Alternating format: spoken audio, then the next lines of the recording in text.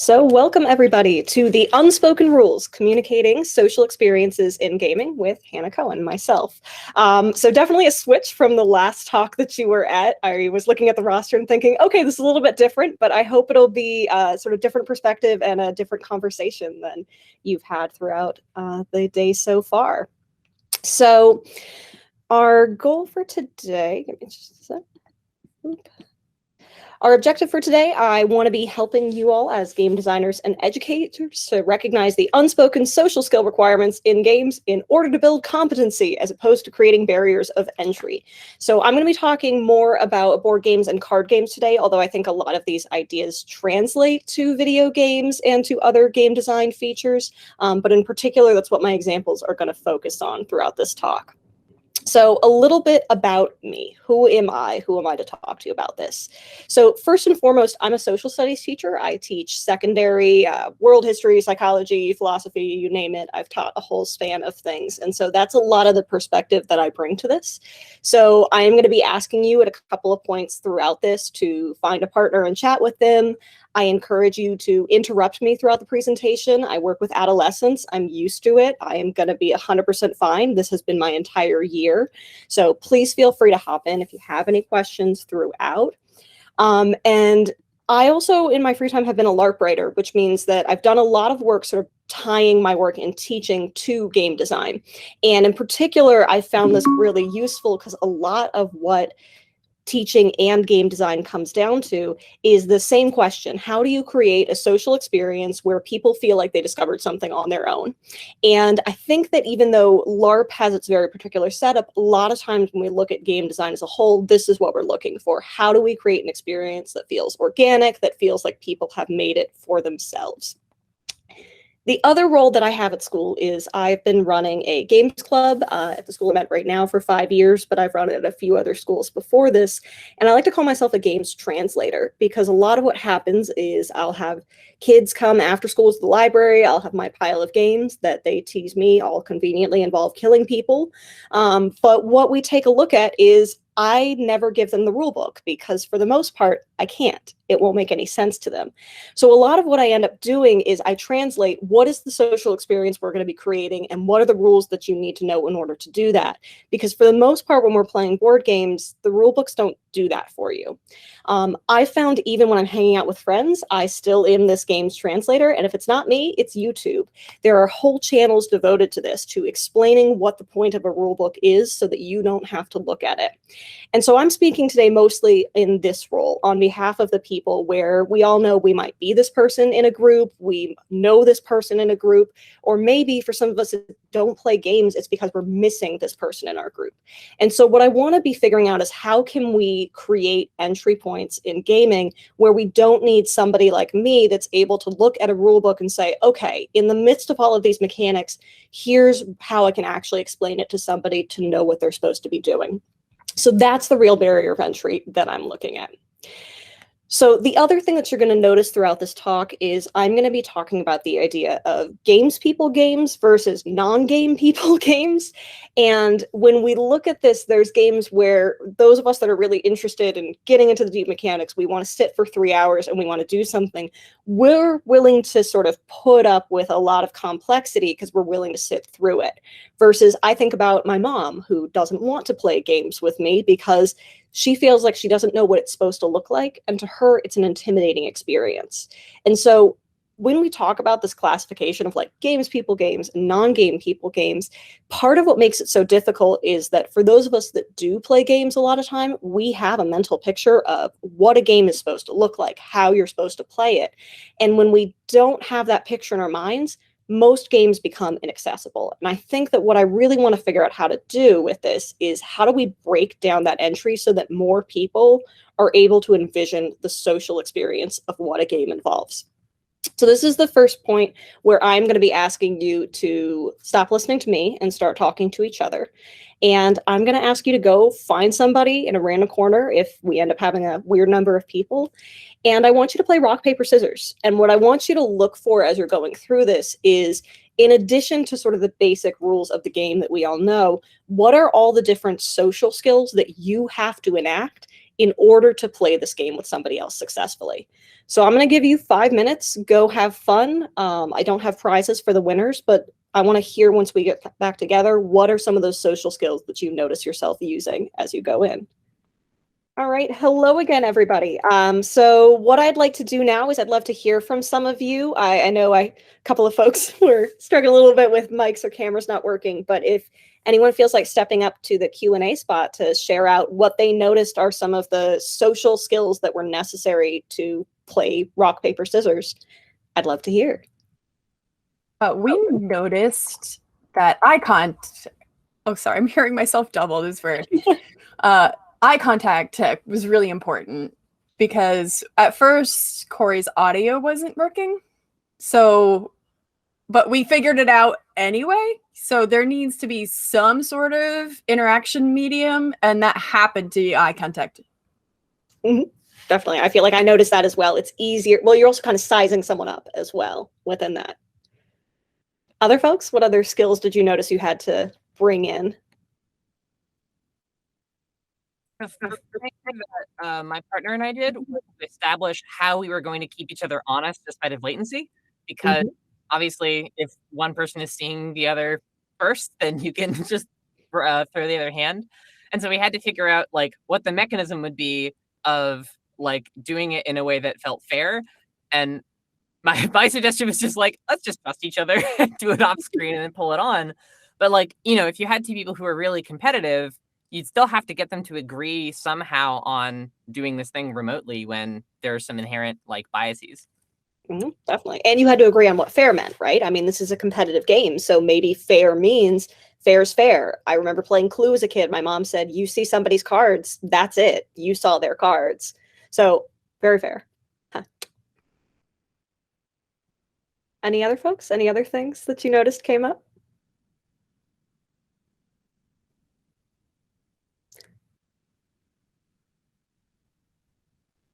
Oh, Corey, you were so close, but you missed the box. Yeah. Right. So a thing that came up was like very specifically, you need to like find a way to be in rhythm and tandem with one another, because like hitting the moment of reveal at the same time is like crucial to how the game is intended to be played, and like you have to like be able to connect with one another and like find that way to hit those notes together all at once. And like traditionally that's like the 1, 2, 3 rock paper scissors shoot or whatever, but that is integral and is like not a thing that is immediately obvious if you're doing it for the first time. Yeah, definitely. And I will say, because I know there's a number of folks struggling with it, please feel free to put something in the chat. Again, I have been doing this all year because of remote learning. I can follow a chat and be doing a speech at the same time. This is a cakewalk for me. So I also will share out, I had a wonderful time. George and I found each other and had a great time playing. And one of the things we talked about is he very quickly was setting kind of the norms. And we found there was always kind of that person that stepped up to say, okay, this is the rhythm we're going to do. Rock, paper, scissors has that classic decision. Are you doing rock, paper, scissors, shoot? Or are you doing rock, paper, scissors, and then a pause after? When do you go? Because it determines when you see it. And it leaves this space where some people are going to play this and just do anything, and some people are going to be psychologically analyzing their opponent.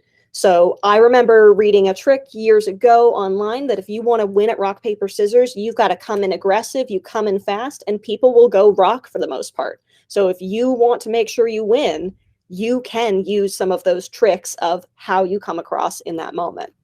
So even something simple like this has all of these little layers that probably it felt a little awkward. Those of you playing with a stranger, you didn't have a lot of stakes. But if we kept going, you'd notice there's all these intricacies that come through. And this is a really simple game and not even a game with board games for it. So heading back over to my presentation, I want to talk about when we think about board games, there's a lot of different entry skills that I need to be able to manage. And this is just some of the examples that I want to talk through with you. So first, I need to have reflective thinking. Let's say that last round, my opponent played paper. I need to think, what might they do next time? And I need to be reflecting on it in the moment while also keeping count. I need to be planning what is my next move going to be. So maybe if it's a card game, I do one thing this round in order to lay something for the next round. So I need to be looking ahead. I need to be problem solving. Somebody has just put their token in a spot that is going to limit my ability to do what I want. So I need to be figuring out how am I going to get around that. I need to be making decisions. If I have a split second where I can play a reaction card, I need to be deciding, is this the moment to do it or should I hold on to it? I need to be using logical thinking. If I'm playing a game that involves resource management, how am I best going to access what I need?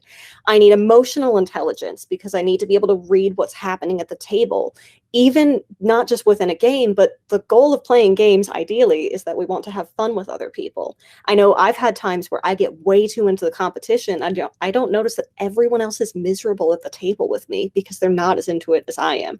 So I need to be keeping track of how people feel as well. I also need to understand cooperation. How do I work with somebody? How much do I work with somebody? Am I working with them in a temporary alliance? So I should be withholding some stuff. Am I working with them throughout the entire game? So I should be sharing everything. When I'm competing, how am I competing? Am I, trash talking the person? Am I using cards to go after them? Am I targeting one player? Am I targeting all players? How do I balance how I'm competing effectively? I need to figure out how to deal with mistakes. So if I mess up on a round, do I tease a friend when they make a mistake? Or when I make a mistake, should I consider that the end of the game and shut down? How do I manage my own emotions in that? And then this is one that I think we don't always think about. But when I was working with our school psychologist putting this together, she brought up the point about how we have friend files. And so this, especially thinking about games like Cards Against Humanity or an Apples to Apples, where we're trying to craft a joke for somebody. When we meet people, we start making a file in our head. What is this person like? What do they dislike? What have they laughed at in the previous rounds? What have they not laughed at? And so I need to have that friend file on hand. If I'm going to win a round, I need to know a lot about you. And so when we're thinking about with strangers, I need to be able to make these really quickly. Even something as simple as playing rock, paper, scissors, I need to notice, is my opponent going really aggressive? Is my opponent, how are they going through this? So I also have to have all this social knowledge. In addition to that, I have to be comfortable with deferring gratification. So I have a card that's going to give me points, but if I play it in 3 rounds, it's going to give me more points. Do I play it right now or do I hold off on it? And then I have to manage all of these at once. And so this is just some of the skills that a lot of games are requiring us to do simultaneously. And so I work a lot with neurodiverse students. I found over the years that my games club after school has become an extension of the social skills groups that we run. And I think when we look at sort of the nerd and the geek community, the people that want to sit down and play board games on a weekly basis, we're looking at a neurodiverse crew. And some of these skills come very naturally to us, and some of these skills take a lot of practice and are easier with friends than they are with strangers, and they rely a lot on these outside things. So I'm going to be focusing on a couple of particular challenges that I've found when introducing games to people, and talk you through some examples of where I see these going well or going poorly in games to help you understand what I'm kind of getting at with this. So the first one that is often a challenge is, what is the expected social dynamic? And this isn't necessarily just limited to the rules of a game. This is also true within a group. So the classic example being, in a competitive game, do we trash talk each other or do we reassure each other? What is the expected social dynamic? Because we've all been in the situation where one person is taking it way too seriously. How do we manage it in that way? Another question within this is, am I supposed to be quiet? Am I supposed to talk? How do I manage that? And if I can't picture the expected social dynamic, this is really difficult. The other thing is that many games have a secondary social dynamic that is hidden. The rulebook often doesn't do a good job of explaining what it's supposed to be. It's kind of implied between the lines within it. So for rock, paper, scissors, there's the initial, what are you doing? But also between rounds, I have this social dynamic of planning my next round, all these little things. And so what's difficult is often a game will do a good job of explaining what is the expected social dynamic, but it won't define some of the secondary things. And I have a couple of examples of that one. Another big one that I find is the issue of honesty versus lying. Can I show my cards? Can I not show my cards? Who should I lie to? Who should I not lie to? And so one example, I play all the time, Coup and Love Letter with my students. One is a game about lying and one is a game about honesty. And when you play them back to back, you need to be very clear. Another thing that many games expect you to be able to do on the fly without specifying is improvisation, and expecting you to be able to, whether it's act out something or whether it is, getting into a role. There's often moments where acting plays a role in a way that we don't always think about, that comes in pretty quick. Even if it's a game that we feel like is just resource management, there often is an improvisation aspect to it. And then the final one that I find comes up all the time is the question of, am I playing to win or am I playing to beat one particular player? So I'm good at board games because there are times where I have games I have played every single week with teenagers for a year. So I'm very good at them. And so the question, should you go after me as the good player? Is that going to get you to win? Or how do I balance that between everyone? And it can be very hard sometimes to balance what does winning look like versus going after the person who is good. So let me show you what I mean with a couple of games. And I'm going to show you some that do this well and some that do this very poorly. Actually, I'm going to hold off. I'm going to come back to the slide in just a minute because I want to show you what I'm talking about first.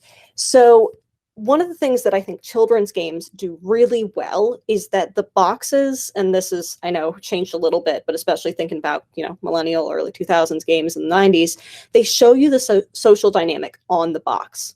And so I know a little bit about what I'm supposed to be expecting. Is I can see here somebody's winning, they are excited, but the other person is laughing, they are not angry. In a game like Kerplunk, she's nervous and he's nervous looking at this, but I'm not necessarily looking at these people staring at each other. Battleship, I know there's going to be a level of watching each other. There's going to be a level of tension. When we talk about games for adults, they rarely show us the social dynamic on the box. It's something that's lacking.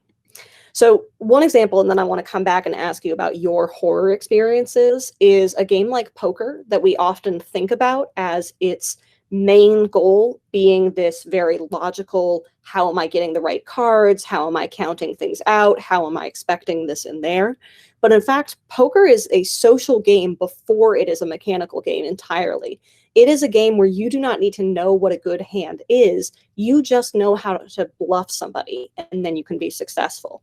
And so this is a game that relies pretty much entirely on your ability to have a poker face, to know how much to put in, how it's going to manipulate the player across from me, how to read other people's emotions, how to read the dealer maybe even, depending on how the game goes. And so this is a game where I find that what's difficult is people think of it as the expected dynamic is you're counting cards and the secondary dynamic is social, but in fact, they're flipped around. And this can be really difficult when you're picking up a game like poker if you think that the goal is to be looking at cards effectively and not to be learning how to read when somebody else has a good hand or doesn't have a good hand. So now I'd love to hear from some of you. What are some of your gaming horror stories where unspoken rules completely ruined the experience? Oh, I want to share out because I love what Aaron was sharing in the chat. Yeah, this idea of definitely like, are people drinking? Substances definitely play a role. And also, there's a difference between destroying your parent at a board game or destroying your boss at a board game. So tell me your horror stories.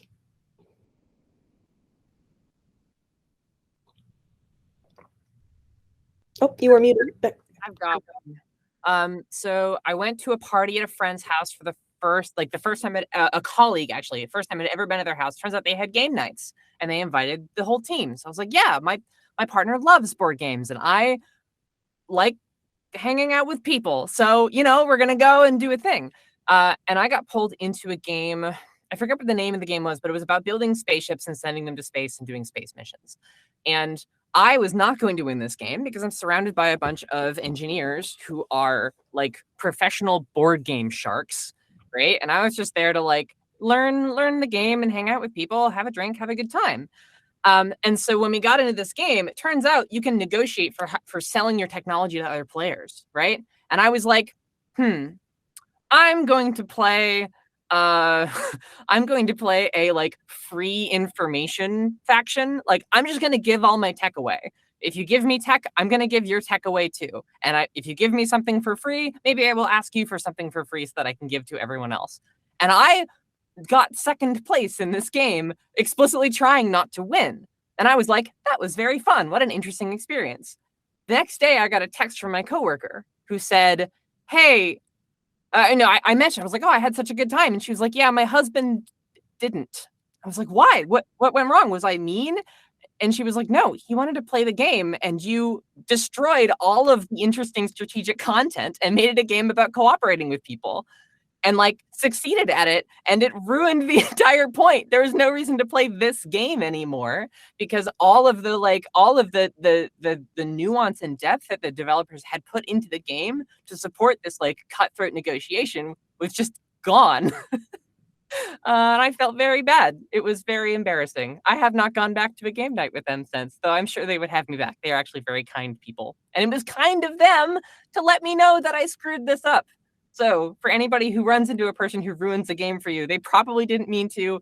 They're probably just scared of you. I definitely feel I'm someone that gets terrified when the game is overly mechanical because I'm very good at social. I'm like you. I would walk in and be like, okay, this is how I can do it. So yeah, and I'm glad you were in a situation where someone could tell you that's what had happened. I'll share a brief example and then I'd love to hear from some other folks and then I'll read out what's in the chat as well. I had a day where I had two brothers show up to play Monopoly and I hate Monopoly, but I was trying to get a student who needed some extra support and they were like, oh, she loves Monopoly, play it. And they started a trade federation. And so they started recruiting people to their trade federation in Monopoly where they refused to charge each other. And there's nothing in Monopoly that says you cannot start a trade federation. And so my other players were horrified and miserable. And I was miserable because we were playing Monopoly. But then on top of that, I had 3 kids who were refusing to charge each other. It felt unfair in a game with that. So I feel that. Greg, go ahead.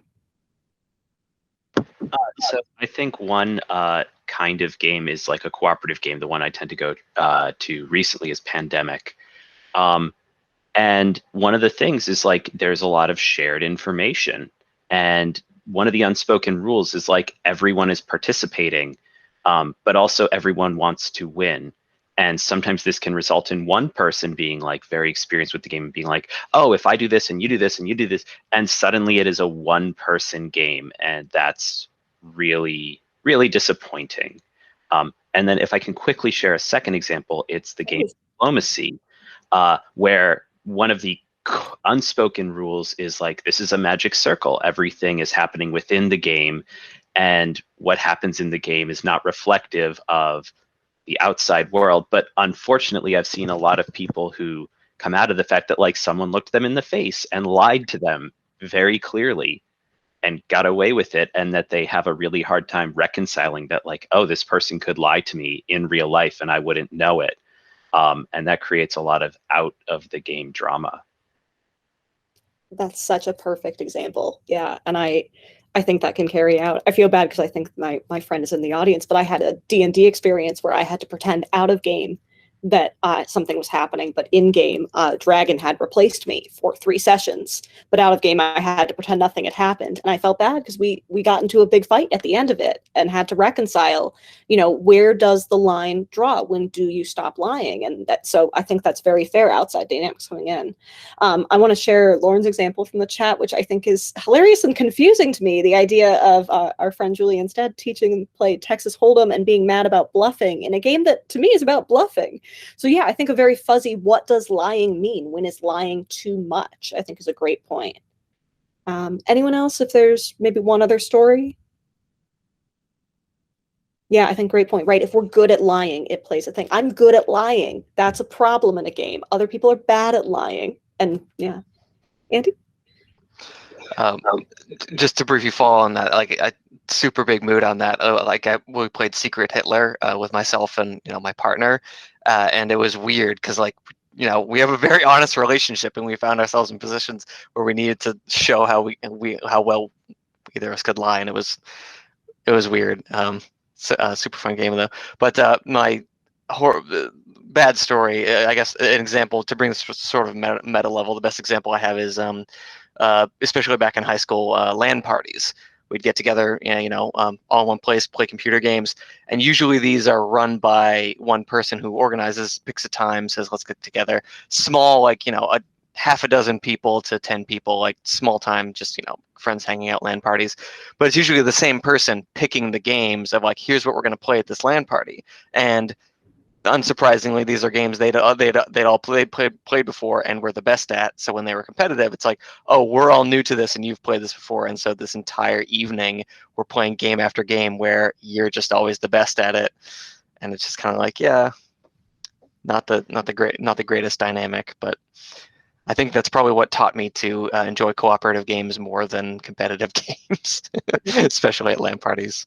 I think that's a great point. And it's funny because, thinking about, again, social skills, sometimes that person can be doing it to be rude. And sometimes it can be, I love this game and I want to share it with you. And I don't realize how I'm coming across. So I love all these points, and I am appreciating in the chat people bringing in, this idea of that. So, the end goal, we want gaming to be fun and we want people to be able to join in with us. And there are all these things. So I want to break down some of my favorite games and least favorite games for doing this, just to give you a little bit more insight. So the first game I want to talk about is one that I am assuming everyone has played at some point, because I feel like it swept all board gaming clubs by a storm, which is Betrayal at the House on the Hill. I played this every week for a year. I had to get the expansion pack because I knew every scenario front and back.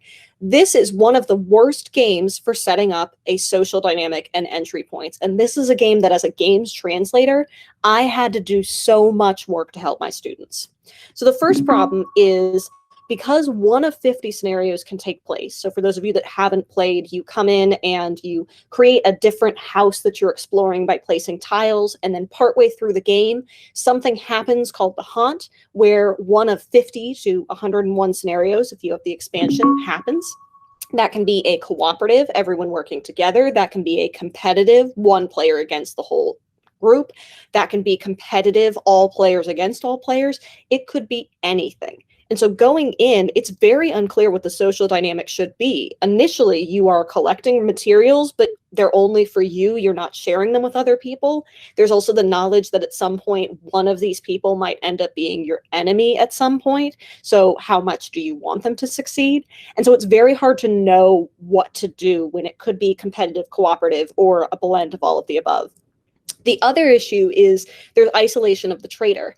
I remember introducing this to a games club where I was first meeting all of the kids. And one of the things that hadn't occurred to me when I was introducing them is that I could end up being the traitor. And this is what happened, is this group of kids who had never played this game, did not understand the mechanics. I had to leave them alone because now I was the traitor. And so there's this issue. I now can't look at their side of the rule book. I can't be playing with them as this, but I have my own set of rules I have to be looking at. And especially because it can be entirely random, if you have somebody who isn't comfortable with the mechanics, they can end up being sent out of the room to learn a set of confusing rules without having anybody to talk to about it. So it can be a very socially isolating experience, and that can be scary to be anticipating, am I the one that's going to be kicked out today?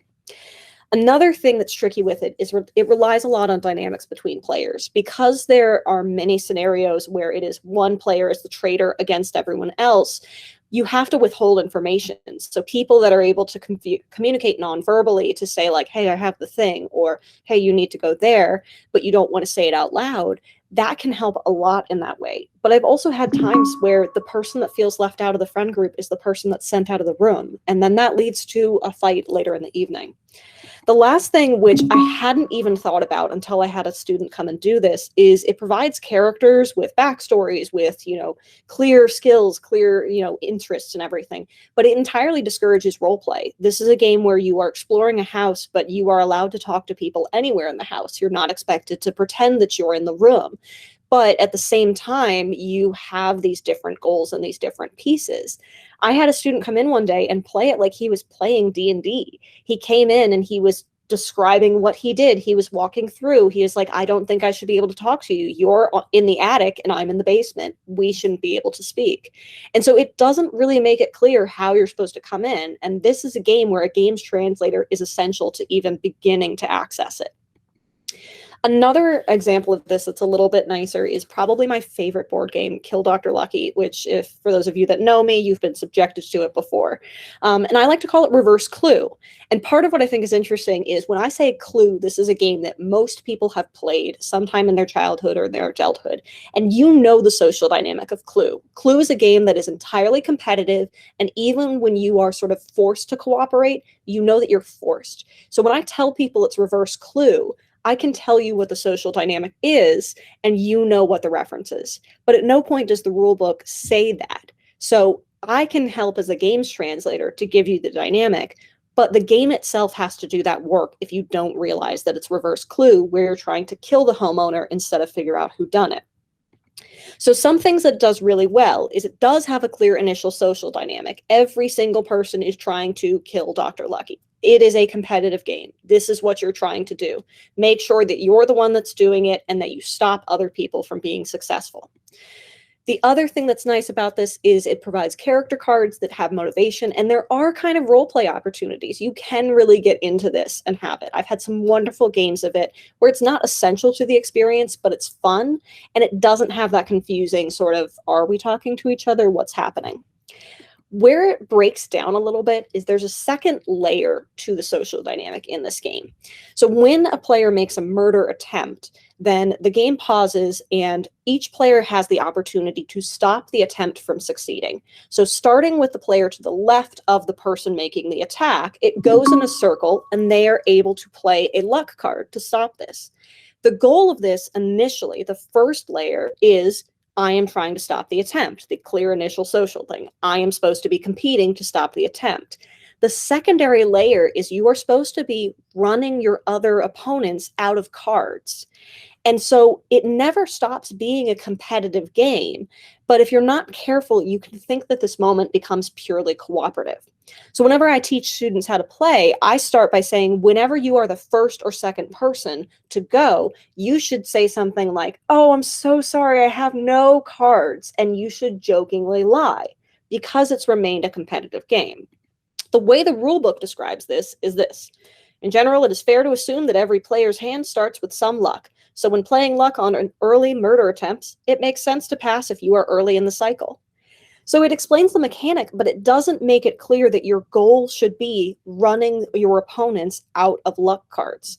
It doesn't really bring in what is actually a core mechanic of this game, is trying to run your opponents out of cards so that when you make an attempt, they can't stop you. And so this is a game that does a good job on the initial level, but breaks down on the secondary. So let's talk about some good examples. This is a game that is presumably familiar to many of you. You played it as a child, which is Sorry. It has a clear social goal. You are trying to win. You are not working with anybody at any point. It also does a great job because it is honest, that you are playing your cards face up. You are very clear about what you're doing. This is something where if somebody counts wrong, somebody does this, there's no aspect of lying about what you are trying to do. It is open, honest competition. And the other reason why so many of us played this as a child is it models the language about how to sort of screw somebody over in a game setting. I'm distinctly messing up your experience. I say sorry. Or if you were with my friends and one of my friends' niece, we played No Mercy, which is what you yell when you send somebody back. But it does a really good job of laying out not only what you're supposed to do, but how you're supposed to do it. What do I say when I go through it? Because there's a difference between sending somebody back and saying No Mercy and sending somebody back and saying sorry. So let me talk about one of my favorite games in terms of breaking this down. And I'm going to actually show you some quotes from the rulebook for this game, Coup. Very briefly, for those of you that have not played Coup before, you have a set of influence cards in your hands, and you are trying to get your opponents out of the game by either assassinating or catching them in a lie.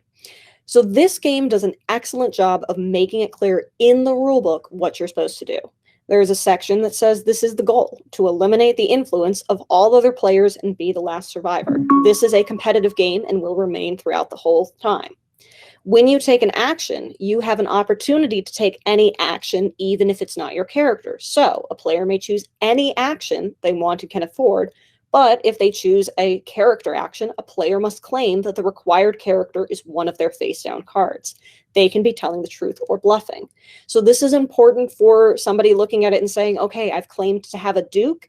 I need to now realize other people perceive me as having a duke. It has explained what the repercussion, the social repercussion of that action should be. And then one of my favorite notes is towards the end of this very short rule book. It says any negotiations are allowed, but none are ever binding. Players are not allowed to reveal any of their cards to other player. No coins can be given or lent to other players. And this is important, especially, again, I'm going to talk mostly about students, but this idea of if you want to cooperate with somebody, you shouldn't. This game does not encourage cooperation, and any cooperation is something you should be skeptical of. So I appreciate that this tells you on the first level, it is competitive, and on the second level, it is always going to stay competitive, and you should never assume that any attempt at cooperation is in good faith. And I appreciate it being honest about that. I think this is my second to last example. One of the other games that I think does a really good job of blending this is Fire Tower.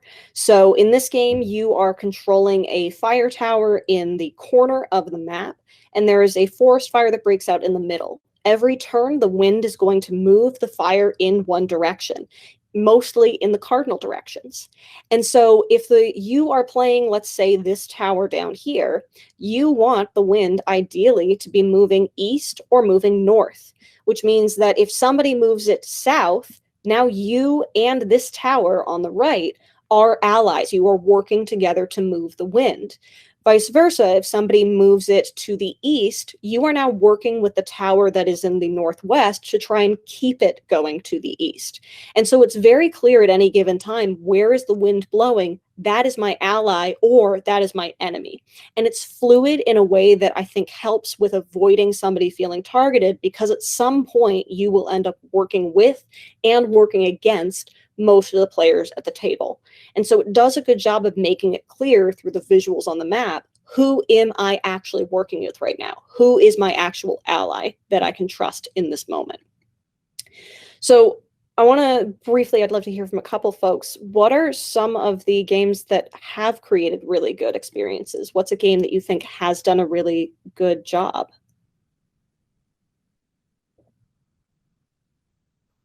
Okay, my favorite game is Bonanza. And it's because of the emergent social dynamics. So you start out, like, as the rules read, you don't have to make it a social dynamic game, but it's a lot more fun if you start to layer in making trade deals with people and embargoing other players and things like that. So it's kind of implied in the rules, though, and not really explicitly stated what the social dynamic is. Yeah. I think that's interesting, too. A game that might be a great experience to us might be a bad experience to someone else if they haven't picked up on that secondary layer.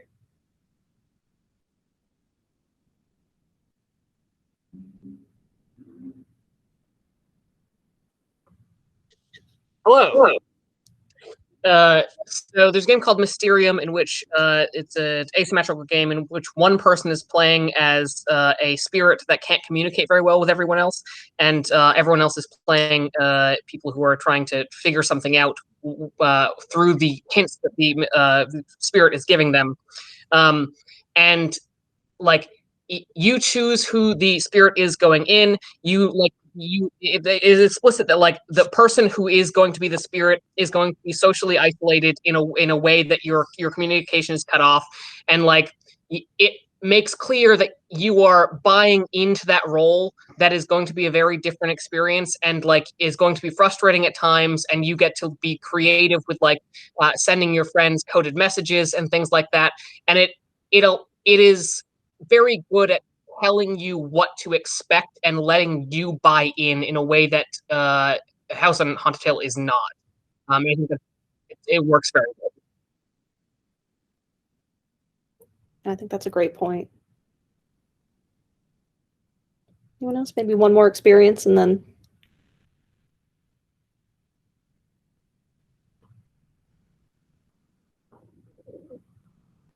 I'll go. I think the most fun social experience I think I've had with a game where you're like in the same space as other players is Fiasco, where you're creating a host of characters who all have these relationships to each other, and you're basically ruining their lives like a Coen brothers movie.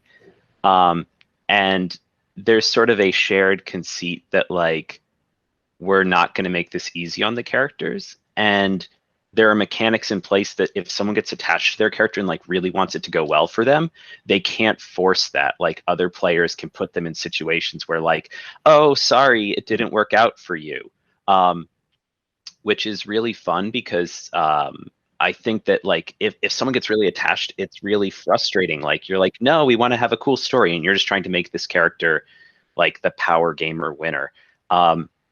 And instead the rules are like super supportive of like, nope, everyone has basically veto power on those sorts of things, which forces people, like I've seen some people get upset about it, but I very much feel like the conceit of the game is to create an interesting story, not to have a winner. And the rules very much keep someone from sort of, what's the term, like griefing the other players.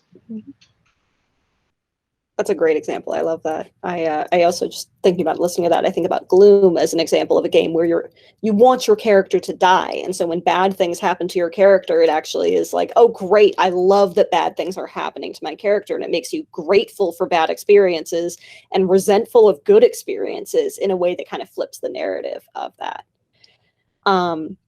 So my original plan at this point was I was going to force you all to redesign Go Fish for a little bit.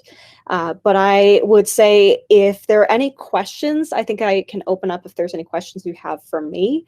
But if you're someone that's like, I feel like I get, you know, I was coming to this, I was like, I feel like I have something to point at a problem, but I don't have the solution. But I do think I'm hoping for those of you that design games that this has added I need to think about what I have forgotten to communicate.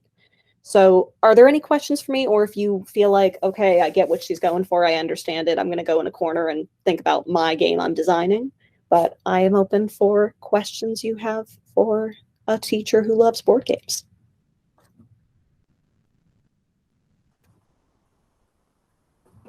Hey, can you hear me? Mm-hmm. Have you found that a lot of board games have these kinds of things that you're talking about and the rules that are like ones that you would describe as well designed or like less problematic, they have it explicitly written in the rules?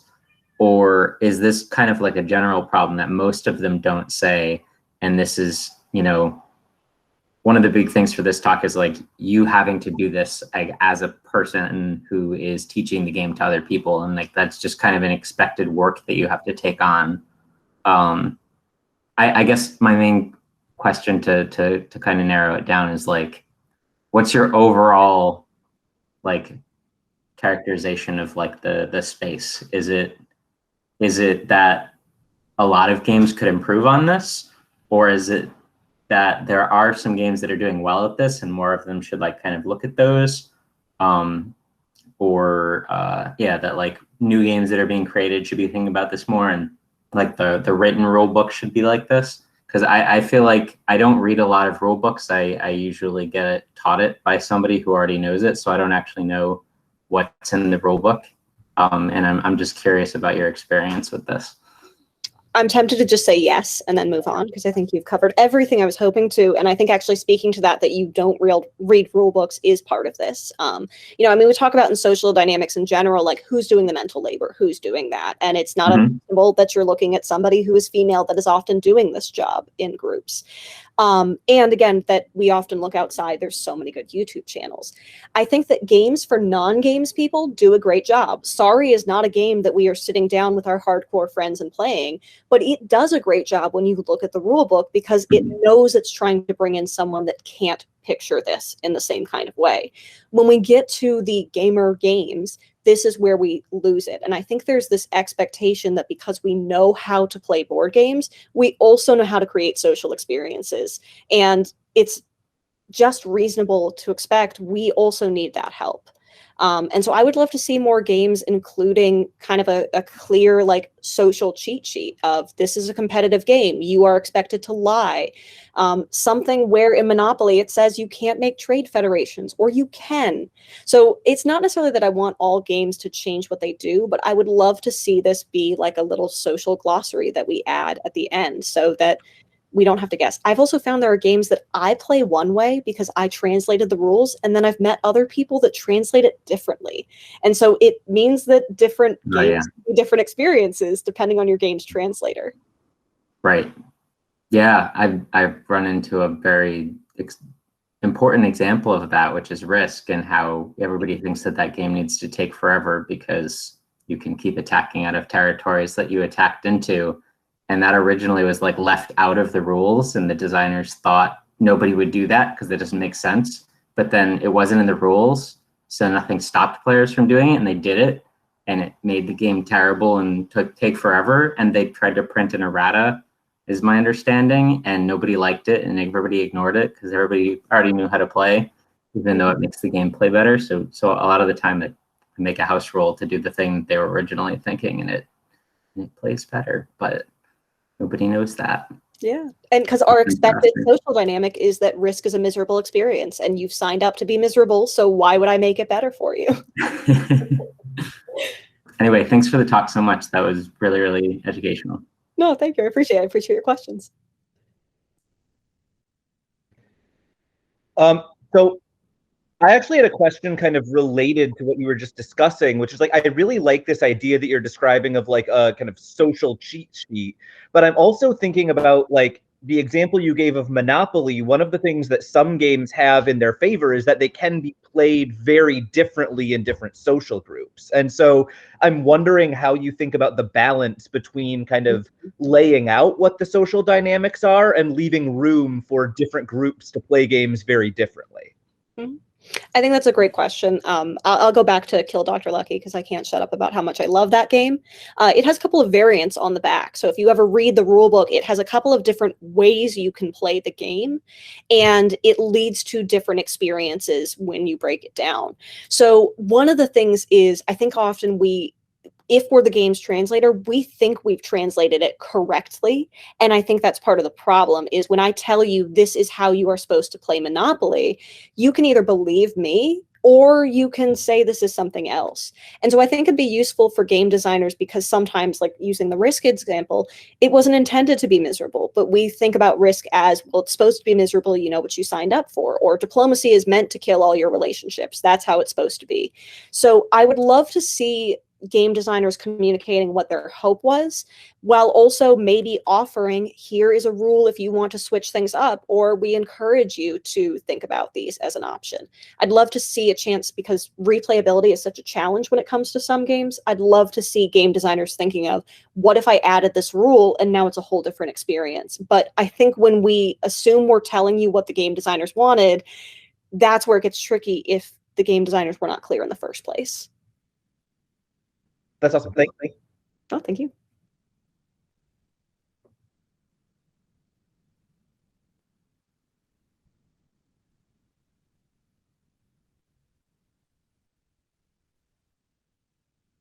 I'm kind of loving the little chicken standoff of people going for the Q&A.